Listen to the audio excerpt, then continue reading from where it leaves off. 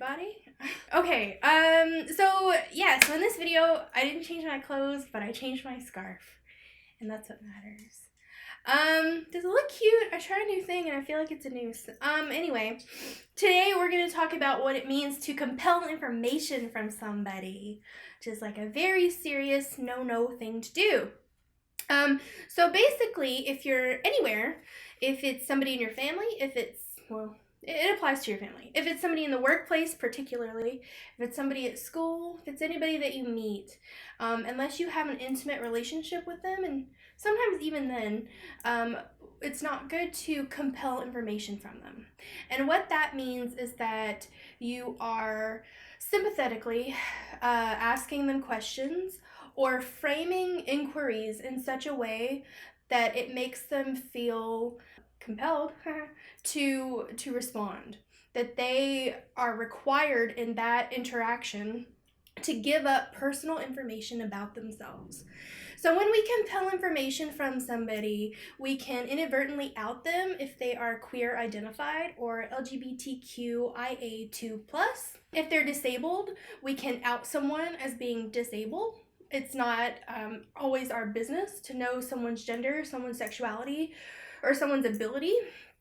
That can happen in a whole host of ways. It also applies to other things like race and ethnicity, but for the purposes of my little spiel today, I'm going to focus on queer theory and crip theory, because that's what I do.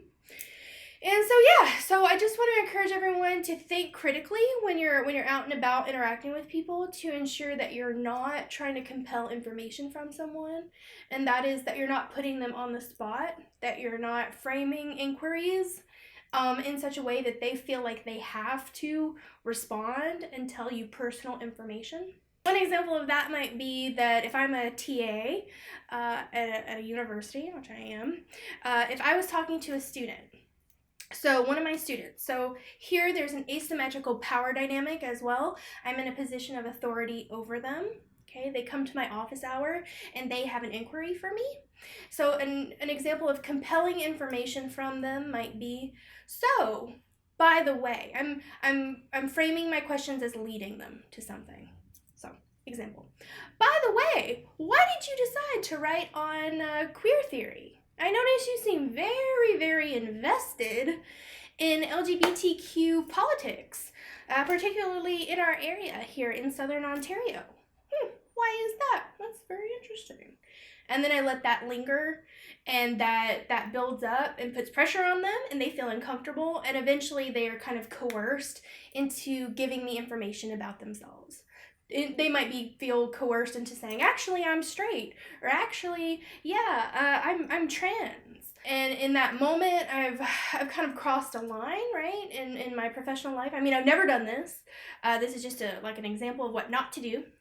But yeah, I've compelled that information from them, that sensitive information that is not mine to know.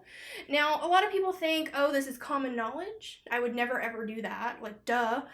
But actually we do it, I find, a lot to our friends and family, because we feel like we can, because we feel like we have a certain level of comfort and of trust with them, and probably we do.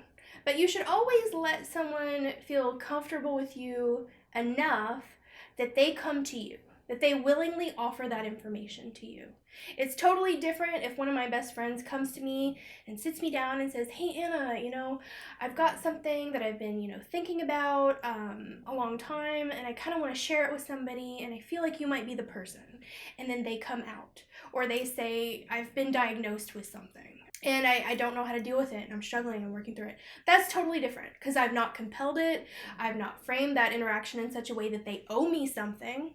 There's no sense of entitlement on my part, and in that moment, I'm just being supportive, and I'm listening, and I'm being caring. So I want to encourage everyone to not ever compel information from somebody, never out someone as queer or disabled, or LGBTQIA2+, always with the plus, and try to be supportive, try to promote active listening instead.